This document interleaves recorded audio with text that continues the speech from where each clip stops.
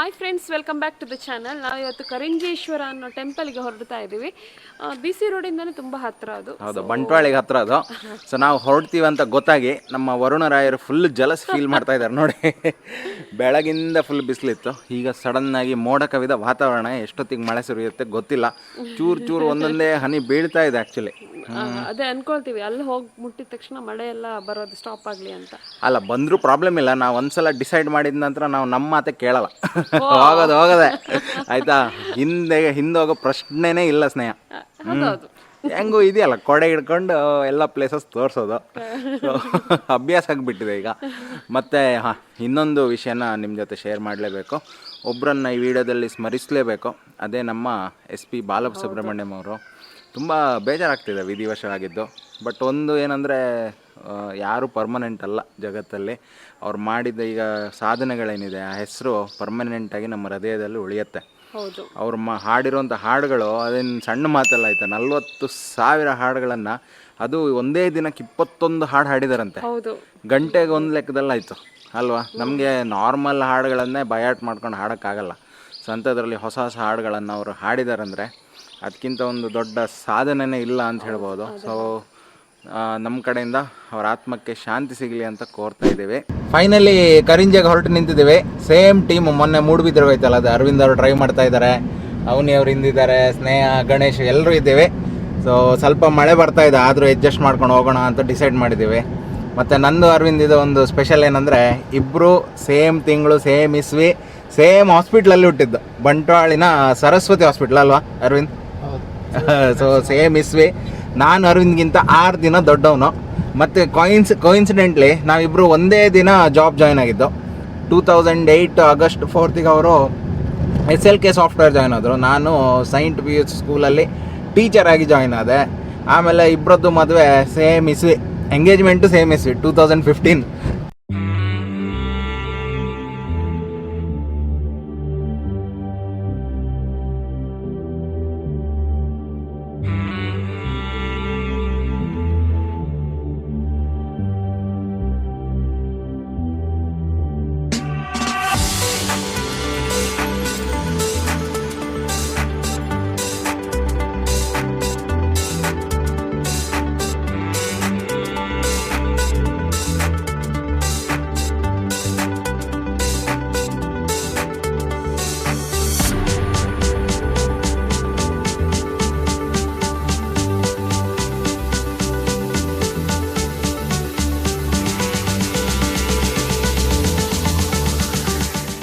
ಇಲ್ಲಿ ಕಾರಿಂಜಿಯಲ್ಲಿ 2 ದೇವಸ್ಥಾನಗಳಿವೆ. ಇದೀಗ ಗುಡ್ಡದ ಮಧ್ಯದಲ್ಲಿರೋದು ಇದು ಪಾರ್ವತಿ ದೇವಸ್ಥಾನ, ಇಲ್ಲಿ ತೋರ್ತಿರೋದು. ಇನ್ನು ಗುಡ್ಡ ಹತ್ತಿ ಮೇಲೆ ಹೋದರೆ ಈಶ್ವರನ ದೇವಸ್ಥಾನ ಇದೆ. ಹೌದು, ಹತ್ರ 350 ಮೆಟ್ಲಿದೆ ಅಂತೆ. ನಾವು ಆ್ಯಕ್ಚುಲಿ ಅರ್ಧ ತನಕ ಕಾರಲ್ಲಿ ಬಂದ್ವಿ. ಇಲ್ಲ ಅಂದರೆ ಅಲ್ಲಿ ಎದ್ರಿಂದ ಬರೋದಿದ್ರೆ ಫುಲ್ ಮೆಟ್ಲು ಹತ್ಕೊಂಡೇ ಬರ್ಬೋದು. ಮತ್ತು ಇಲ್ಲಿ ಇನ್ನೊಂದು ಸ್ಪೆಷಲ್ ಏನು ಗೊತ್ತಾ ಸ್ನೇಹ, ಫುಲ್ ಮಂಗಗಳಾಯ್ತಾ. ಇಲ್ಲಿ ತುಂಬಾ ಇದೆ, ಆಮೇಲೆ ತೋರಿಸ್ತೀನಲ್ಲಿ ಆನ್ ದ ವೇ. ಇಲ್ಲಿ ಮಂಗಗಳಿಗೆ ವಿಶೇಷ ಅನ್ನ ಸೇವೆನ ಮಾಡ್ತಾರೆ. ಸೊ ಮಧ್ಯಾಹ್ನ ನೈವೇದ್ಯ ಏನಿರುತ್ತಲ್ಲ, ಅದನ್ನು ಇಲ್ಲಿ ಮಂಗಗಳಿಗಂತಲೇ ಅರ್ಪಿಸ್ತಾರೆ. ಹಾಗಾಗಿ ತುಂಬ ಮಂಗಗಳಿದೆ ಅಲ್ಲಿ. ನೀವು ಇಲ್ಲಿ ಬರೋದಿದ್ರೆ ವ್ಯಾಲ್ಯೂಯಬಲ್ ಥಿಂಗ್ಸ್ ಯಾವ್ದು ಇಟ್ಕೊಂಡು ಬರಬೇಡಿ, ಪಕ್ಕ ಬಂದು ಇಟ್ಕೊಂಡು ಗ್ರ್ಯಾಬ್ ಮಾಡ್ಕೊಂಡು ಹೋಗ್ತಾ ಹೋದು. ನಿನ್ನ ಹೊತ್ಕೊಂಡು ಹೋದ್ರೆ ವಾಪಸ್ ಬಿಡ್ತಾರೆ, ಅಯ್ಯೋ ಈ ಪ್ರಾಡಕ್ಟ್ ಬೇಡ ನಮಗೆ ಅಂತ. ಅಲ್ಲ, ನಾನು ಅನ್ಕೊಂಡಿದ್ದೆ ನೀನ್ ಬೇರೆ ಡೈಲಾಗ್ ಹೇಳ್ತೀಯ ಅಂತ. ನಿನ್ನ ಎತ್ಕೊಂಡು ಹೋಗ್ಲಿಕ್ಕಾದ್ರೂ ಆಗತ್ತಾ ಅಂತ. ನೆನಪಾಗ್ಲಿಲ್ಲ, ನೆಕ್ಸ್ಟ್ ಟೈಮ್ ಹೇಳ್ತೀನಿ ಬಿಡು. ನೀವು ಹೇಳ್ಕೊಟ್ಟ ನಂತರ. ತುಂಬ ಸ್ಟೀಪ್ ಇದೆ ಎಲ್ಲ ಮೆಟ್ಲು, ತುಂಬ ಹೈಟ್ ಇದೆ. ಅಲ್ಲಿ ಇನ್ನೂ ಮೇಲೆ ಹತ್ಬೇಕಾದ್ರೆ ಕಾಲು ನೋವು ಗ್ಯಾರಂಟಿ. ಸ್ನೇಹ, ನನಗೆ ಒಂದು ಅನ್ಸೋದು, ನಮ್ಮ ಪುರಾತನ ಕಾಲದ ಇದೆಲ್ಲ ಮಾನ್ಯುಮೆಂಟ್ಸ್ ಎಲ್ಲ ಇದೆಯಲ್ಲ, ದೇವಸ್ಥಾನಗಳು, ಕೋಟೆಗಳು, ಈ ಹಿಂದಿನ ಕಾಲದ ಜನರು ಯಾಕೆ ಗುಡ್ಡದ ಮೇಲೇ ಕಟ್ತಿದ್ರು ಹೇಳಿ ನೋಡೋಣ. ಎಲ್ಲದು ಗುಡ್ಡದ ಮೇಲಿರುತ್ತೆ, ಹತ್ತಿ ಹೋಗ್ಬೇಕು. ಲಾಸ್ಟ್ ಟೈಮ್ ಕವಲೆದುರ್ಗಕ್ಕೆ ಹೋದಾಗ ಹಾಗೆ ತುಂಬ ಹತ್ತಬೇಕಿತ್ತು. ಗೊತ್ತಿಲ್ವಾ? ಸಿಂಪಲ್ ಏನು ಗೊತ್ತಾ, ಈಗ ಕೋಟೆಗೆಲ್ಲ ಆಕ್ರಮಣ ಮಾಡೋದಿದ್ರೆ ನೋಡ, ಗುಡ್ಡ ಹತ್ತಿ ಹೋಗೋದ್ರಲ್ಲೇ ಅರ್ಧ ಸೈನ್ಯ ಸುಸ್ತಾಗಿ ಹೋಗುತ್ತೆ. ಮತ್ತು ಕೆಳಗಿಂದ ಅಟ್ಯಾಕ್ ಮಾಡೋದಕ್ಕಿಂತ ಮೇಲಿದ್ದವ್ರಿಗೆ ಈಸಿ ಅಲ್ಲ ಅಟ್ಯಾಕ್ ಮಾಡೋದು. ಇದು ದೇವಸ್ಥಾನಗಳು ಹಾಗೆ ತುಂಬ ವ್ಯಾಲ್ಯೂಯಬಲ್ ಪ್ರೇಷಿಯಸ್ ಐಟಮ್ಸ್ ಎಲ್ಲ ಇರ್ತಿತ್ತು ಮೊದಲು. ನಿಧಿಗಳೆಲ್ಲ ದೇವಸ್ಥಾನದಲ್ಲಿ ಇರ್ತಿತ್ತು. ಹಾಗಾಗಿ ಅದನ್ನು ಹೊತ್ಕೊಂಡು ಹೋಗಬಾರ್ದು ಅಂತ, ಅಷ್ಟು ಬೇಗ ಹೊತ್ಕೊಂಡು ಹೋಗ್ಬಾರ್ದು ಅಂತಲೇ ಈ ಥರ ಮೆಟ್ಲೆಲ್ಲ ಇಟ್ಟು ತುಂಬ ಕಷ್ಟಪಟ್ಟು ಮೇಲೆ ಹೋಗಬೇಕು. ಮತ್ತು ಅಷ್ಟು ಕಷ್ಟಪಟ್ಟ ಮೇಲೆ ಹೋದ ನಂತರ ದೇವ್ರ ಮೇಲೆ ಭಕ್ತಿನೂ ಉಕ್ಕಿ ಬರುತ್ತೆ ಅಲ್ವಾ.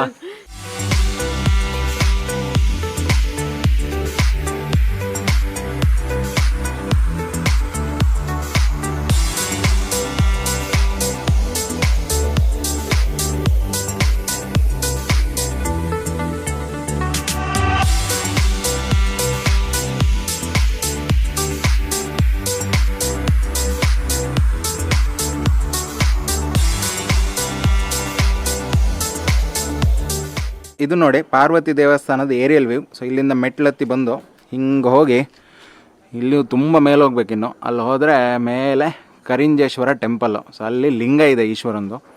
ಪ್ರತಿ ಶಿವರಾತ್ರಿಯ ಮರುದಿನ ಈಶ್ವರ ಏನಂದರೆ ಇಲ್ಲಿ ಗುಡ್ಡ ಇಳಿದು ಕೆಳಗೆ ಬಂದು ಈ ಪಾರ್ವತಿ ದೇವಸ್ಥಾನಕ್ಕೆ ಹೋಗ್ತಾರಂತೆ ಪ್ರತಿ ವರ್ಷ.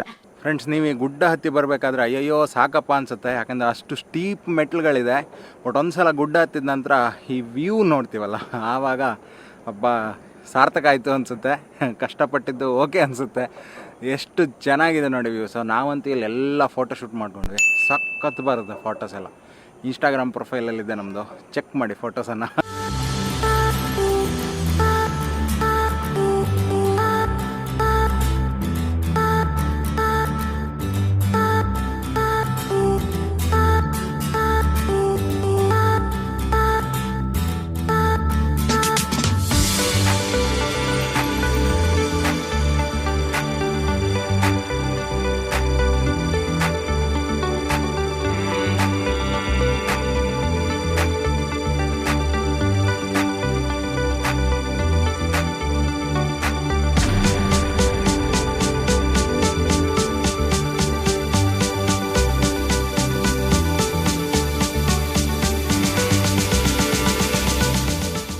ನಮ್ಮ ಜೊತೆ ಇಲ್ಲಿನ ಅರ್ಚಕರು ಮೋಹನ್ ಅವರಿದ್ದಾರೆ. ಮೋಹನ್ ಅವರೇ, ಇದು ಎಷ್ಟು ಸಮಯದಿಂದ ಇದೆ ದೇವಸ್ಥಾನ? ಇದು ಯುಗಾಂತರದಿಂದ ಇದೆ ಅಂತೇಳಿ ಪ್ರತೀತಿ ಇದೆ. ಅಂದರೆ ರಾಮಾಯಣ ಕಾಲದಲ್ಲಿಯೂ ಇದರದ್ದು ಉಲ್ಲೇಖ ಇದೆ. ರಾಮಾಯಣ ಕಾಲದಲ್ಲಿ ರಾಮ ಬಂದಿದ್ದಾರೆ, ಅದಕ್ಕೆ ಈ ವಾನರ ಸೇನೆ ಬಿಟ್ಟು ಹೋಗಿದ್ದಾರೆ ಅಂತೇಳಿ. ಹಾಗೆ ಪಾಂಡವರು ಬಂದಿದ್ದಕ್ಕೂ ಉಲ್ಲೇಖ ಇದೆ. ಅಲ್ಲಿ ಅರ್ಜುನನ ಬಾಣದ ಗುರುತು ಇದೆ ಅಲ್ಲಿ ಕೆಳಗೆ. ಅಂದರೆ ಅರ್ಜುನ ಪಾಶುಪತಾಸ್ತ್ರ ಅನ್ನು ಪಡೀಲಿಕ್ಕೆ ಇಲ್ಲಿ ತಪಸ್ಸು ಮಾಡಿದ್ದಾರೆ ಅಂತೇಳಿ ಪ್ರತೀತಿ ಇದೆ. ತುಂಬ ಚೆನ್ನಾಗಿದೆ ಪ್ಲೇಸ್ ಮಾತ್ರ. ಡೈಲಿ ಪೂಜೆ ಇರುತ್ತಾ? ಹಾಂ, ಡೈಲಿ ಪೂಜೆ, 2 ಹೊತ್ತು ಪೂಜೆ ಇರುತ್ತೆ. ಬೆಳಿಗ್ಗೆಯಿಂದ ಮಧ್ಯಾಹ್ನಕ್ಕೆ ಪೂಜೆ, 12 ಗಂಟೆಗೆ ಮಹಾಪೂಜೆ, ಈಗ ಸಂಜೆ 6:00ವರೆಗೆ ಮಹಾಪೂಜೆ ಇರುತ್ತೆ. ಈಗ ವಿಶೇಷ ಫೆಸ್ಟಿವಲ್ಸ್ ಏನಾದರೂ ಇರುತ್ತಾ ಇಲ್ಲಿ? ವಿಶೇಷ ಅಂದರೆ ಶಿವರಾತ್ರಿ, ಮಹಾಶಿವರಾತ್ರಿ ಜಾತ್ರೆ, ಇಲ್ಲಿ ಜಾತ್ರೋತ್ಸವ, ಶಿವ ಜಾಗರಣೆ ಇರುತ್ತೆ ಇಲ್ಲಿ. ಆಮೇಲೆ ನವರಾತ್ರಿ 4 ಪೂಜೆ ಇದೆ ಅಲ್ಲಿ ಕೆಳಗೆ ಪಾರ್ವತಿ ದೇವಸ್ಥಾನದಲ್ಲಿ ವಿಶೇಷ ಪೂಜೆ ಇರ್ತದೆ. ಆಮೇಲೆ ಪ್ರತಿ ಅಮಾವಾಸ್ಯೆಯೂ ಇಲ್ಲಿ ವಿಶೇಷ ಪೂಜೆಗಳೆಲ್ಲ ಅಭಿಷೇಕ ಇರ್ತದೆ. ಮತ್ತು ಆಟಿ ಅಮಾವಾಸ್ಯೆ ಅಂತೇಳಿ ಆ ಟೈಮಲ್ಲಿ ತುಂಬ ಜನ ಬಂದು ತೀರ್ಥ ಸ್ನಾನ ಮಾಡ್ತಾರೆ ಬೆಳಿಗ್ಗೆಯಿಂದ ಬಂದು. ಇದು ಯಾರು ಪ್ರತಿಷ್ಠಾಪಿಸಿದ್ದಲ್ಲ ಅಲ್ಲ? ಇಲ್ಲ, ಪ್ರತಿಷ್ಠಾಪನೆ ಅಲ್ಲ, ಇದು ಉದ್ಭವ ಸ್ವಯಂಭೂ. ಫ್ರೆಂಡ್ಸ್, ಇದೇ ನೋಡಿ ಇಲ್ಲಿನ ವಿಶೇಷ.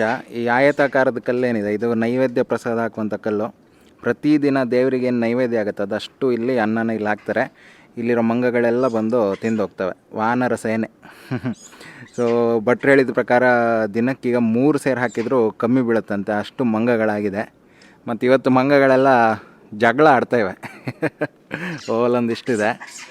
ಇನ್ನು ಕೆಳಗೆ ಪಾರ್ವತಿ ಮಂದಿರದ ಹತ್ರ ತುಂಬ ಮಂಗಗಳಿದೆ. ಫ್ರೆಂಡ್ಸ್, ಇಲ್ಲಿಂದ ಕೆಳಗೊಂದು ವ್ಯೂ ತೋರಿಸ್ತೀನಿ ನೋಡಿ. ಹೆಂಗಿದೆ ಅಂದರೆ ತುಂಬ ಎತ್ತರದಲ್ಲಿದ್ದೀವಿ. ಕೆಳಗೆ ನೋಡಿದರೆ ಹೆದರಿಕೆ ಆಗುತ್ತೆ, ವೀಡಿಯೋದಲ್ಲಿ ಗೊತ್ತಾಗಲ್ಲ ಅಷ್ಟು, ಬಟ್ ತುಂಬ ಡೀಪ್ ಇದೆ. ಅಲ್ಲಿ ತೋರ್ತಿರೋದೆಲ್ಲ ತೆಂಗಿನ ಮರ ನೋಡಿ, ಎಷ್ಟು ಚಿಕ್ಕದಾಗಿ ತೋರ್ತಾ ಇದೆ. ಸಖತ್ತಾಗಿದೆ ವ್ಯೂ ಮಾತ್ರ ಇಲ್ಲಿಂದ. ಏನು ಬೇಕಪ್ಪ, ಏನು ಬೇಕು? ಇಲ್ಲಿದ್ದು ಇನ್ನೊಂದು ವಿಶೇಷ ಏನು ಗೊತ್ತಾ ಫ್ರೆಂಡ್ಸ್, ಇಷ್ಟು ಮಂಗಗಳಿದೆಯಲ್ಲ, ಸಾಧಾರಣ 100 ಮೇಲಿಲ್ವಾ ಸ್ನೇಹ? ಜಾಸ್ತಿನೇ ಇದೆ. ನಾವು ಆ್ಯಕ್ಚುಲಿ ನೋಡೋಕೆ ಹೋಗಿಲ್ಲ ಎಷ್ಟಂತ. ಬಟ್ ಯಾವುದು ಮನುಷ್ಯರನ್ನ ಹರ್ಟೇ ಮಾಡಲ್ಲ ಅಂತ, ಯಾವತ್ತು ಅದನ್ನು ಪರ್ಚಿದ್ದು ಅದು ಯಾವುದು ಇಲ್ಲಿ ಹಿಸ್ಟ್ರಿಯಲ್ಲಿಲ್ಲ. ನೀವು ಇನ್ ಕೇಸು ಫುಡ್ ಏನಾದರೂ ತಂದರೂ ಕೂಡ ನಿಮ್ಮ ಹತ್ರ ಬಂದು ಹಿಂಗೆ ಬಟ್ಟೆ ಎಲ್ಲ ಇಟ್ಕೊಂಡು ಕೇಳುತ್ತಂತೆ, ಕೊಡಿ ಅಂತ. ಏನು ಎಳ್ಕೊಂಡು ಹೋಗೋದು ಆ ಥರದ್ದು ಏನೂ ಇಲ್ಲ. ಸೊ ನಾವು ಆವಾಗ ಹೆದರಿಕೆ ಆಯ್ತು ನಮ್ಗೆ ಬರಬೇಕಾದ್ರೆ, ತುಂಬ ಮಂಗಗಳಿದ್ವು. ಬಟ್ ಯಾರು ಏನು ಮಾಡಿಲ್ಲ, ನಮ್ಮನ್ನು ಮುಟ್ಲೂ ಇಲ್ಲ. ಹಿಂಗೆ ಮಾಡಿ ಗುರಾಯಿಸ್ತವೆ ಅಷ್ಟೇ, ಬಿಟ್ಟರೆ ಏನು ಮಾಡಲ್ಲ ಅದು.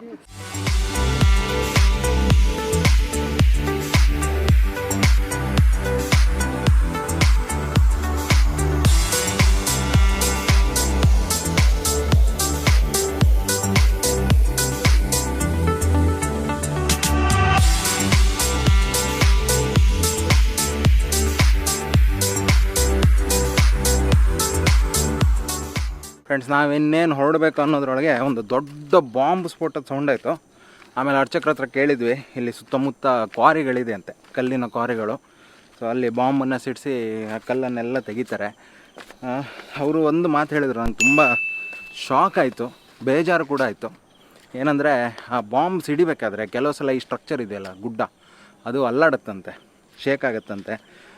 ನೋಡಿ, ಇಂಥ ಒಂದು ಪುರಾತನ ಒಂದು ಹಿಸ್ಟ್ರಿ ಇರುವಂಥ ಒಂದು ಸ್ಮಾರಕ ಅಥವಾ ಈ ಗುಡ್ಡ ಏನಾದರೂ ಹಾಳಾದರೆ ಯಾರು ಜವಾಬ್ದಾರಿ ಇದಕ್ಕೆ? ಇದೆಲ್ಲ ನ್ಯಾಚುರಲಿ ಆಗಿರುವಂಥದ್ದು, ಯಾವುದು ಮ್ಯಾನ್ ಮೇಡ್ ಅಲ್ಲ.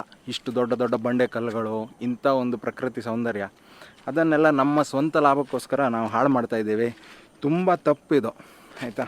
ಮನುಷ್ಯರಾಗಿ ನಾವು ಈ ಪರಿಸರನ ಈ ಲೆವೆಲಿಗೆ ಹಾಳು ಮಾಡೋದಿದೆಯಲ್ಲ, ಅದು ತಪ್ಪು. ಬೇಜಾರಾಯಿತು, ನನಗೂ ಕೂಡ ತುಂಬ ಬೇಜಾರಾಯಿತು ಕೇಳಿ. ಫ್ರೆಂಡ್ಸ್, ನಾವಿವಾಗ ಹೊರಡ್ತಾ ಇದ್ದೀವಿ. ತುಂಬ ಖುಷಿ ಆಯಿತು ಈ ಪ್ಲೇಸಿಗೆ ಬಂದು. ಇನ್ನು ನಾವು 5 ಜನ ಸೇರಿ ಒಟ್ಟಾಗಿ ಬಂದಿದ್ದು 2ನೇ ಟ್ರಿಪ್ ಇದು. ಸೊ ಇನ್ನು ಮುಂದೆ ಮತ್ತೆ ಅಡ್ವೆಂಚರ್ ಮಾಡಬೇಕು ಅಂತ ತುಂಬ ಆಸೆ ಇದೆ. ಹೌದು, ಮುಡುವೆ ಆ್ಯಕ್ಚುಲಿ 2ನೇದಲ್ಲ ಸ್ನೇಹ, 3ನೇದಾಯ್ತಾ? ನಿಂಗೆ ನೆನಪಿದೆಯೋ ಇಲ್ವೋ? ಲಾಸ್ಟ್ ಇಯರು ಬ್ಯಾಂಗ್ಳೂರಲ್ಲಿ ಲಾಲ್ಬಾಗಿಗೆ ನಾವೇ 5 ಜನ ಹೋಗಿದ್ದು. ಅದರದ್ದು ವಿಡಿಯೋ ಲಿಂಕ್ ಹಾಕ್ತೀನಿ ಆಯಿತಾ? ಬ್ಯಾಂಗ್ಳೂರು ಲಾಲ್ಬಾಗಿದ್ದು ನಾವು 5 ಜನ ಹೋಗಿ ಅಲ್ಲೂ ಒಂದು ಹುಡಿ ಮಾಡಿದ್ವಿ ಲಾಲ್ಬಾಗನ್ನು. ಇಲ್ಲೂ ಹಾಗೆ ಈಗ ತುಂಬ ಖುಷಿ ಆಯಿತು ಇಲ್ಲಿಗೆ ಬಂದು. ಸೊ ವಿಡಿಯೋ ನಿಮಗೂ ಇಷ್ಟ ಆಗಿದೆ ಅಂತ ಅಂದ್ಕೊಳ್ತಾ ಇದ್ದೀವಿ. ಸಾಧ್ಯವಾದರೆ ಈ ಪ್ಲೇಸಿಗೆ ಬನ್ನಿ, ತುಂಬ ಪವರ್ಫುಲ್ ಪ್ಲೇಸ್ ಇದು. ನೀವು ಭಕ್ತಿಯಿಂದ ಬಂದರೆ ನೀವು ಬೇಡ್ಕೊಳ್ಳಿದ್ದೆಲ್ಲ ಈಡೇರುತ್ತೆ ಅಂತಲೂ ಹೇಳಿದರು ಅರ್ಚಕರು. ಸೊ ಈ ವಿಡಿಯೋನ ಎಂಡ್ ಮಾಡೋ ಟೈಮ್ ಬಂತು. ಇಷ್ಟ ಆಗಿದೆ ಅಂತ ಅಂದ್ಕೊಳ್ತಾ ಇದ್ದೀವಿ. ಅನಿಸಿಕೆಗಳನ್ನು ಕಾಮೆಂಟ್ ರೂಪದಲ್ಲಿ ತಿಳಿಸಿ, ಮತ್ತು ನೀವು ಇಲ್ಲಿ ಬಂದದ್ದಿದ್ರೆ ಅದನ್ನು ತಿಳಿಸಿ ನಮಗೆ, ಓಕೆನಾ? ಸೊ ನಮ್ಮ ಚಾನಲ್ ಸಬ್ಸ್ಕ್ರೈಬ್ ಮಾಡಿಲ್ಲ ಅಂದರೆ ದಯವಿಟ್ಟು ಸಬ್ಸ್ಕ್ರೈಬ್ ಮಾಡಿ. ನಾವೆಲ್ಲರೂ ನಿಮಗೆ ಇನ್ನೊಂದು ವಿಡಿಯೋದಲ್ಲಿ ಮೀಟ್ ಆಗ್ತೀವಿ. ಅಲ್ಲಿ ತನಕ take care, bye, see you, love you all.